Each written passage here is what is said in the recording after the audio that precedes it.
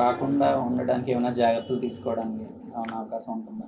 జనరల్గా gall బ్లాడర్లో stones రావడానికి main reasons ఏంటంటే ఎక్కువ ఫ్యాటీ ఫుడ్ తినడం, next red meat, okay. Mutton లాంటివి, అలాంటివన్నీ అవాయిడ్ చేస్తే మంచిది. జనరల్గా బేకరీ ఫుడ్స్ అన్నీ అవాయిడ్ చేస్తే మంచిది. అండ్ ఫ్యాట్గా ఉండకూడదు, లీన్గా ఉండాలి. అండ్ ఫీమేల్స్లో more common because of hormones. Stones form అయిన ఎన్ని రోజుల్లోగా సర్జరీ చేయించుకోవాలి సార్? అంటే స్టోన్స్ ఫార్మేషన్తో కాదు, అది నొప్పి వస్తే, పొట్టలో నొప్పి వచ్చి స్కాన్లో రాళ్ళు ఉన్నాయని తేలితే మనం ఎంత తొందరగా చేయించుకుంటే అంత మంచిది. లేట్ చేస్తే అందులో ఉన్న రాళ్ళు పేగులోకి వెళ్ళి అడ్డుపడిపోతాయి. అది కాంప్లికేట్ అవుతుంది. కాంప్లికేట్ అంటే పేగు నుంచి ప్యాంక్రియాస్కి వెళ్ళి అడ్డుపడిపోతాయి, లేదంటే జాండిస్ లాంటి సిమ్టమ్స్ వస్తాయి. ఇవన్నీ ఎమర్జెన్సీ కండిషన్స్. అవి రాకుండా ఉండాలంటే ముందే తీసేయడం మంచిది. ఇది కూడా లాప్రోస్కోపిక్ లో చేయొచ్చు సార్?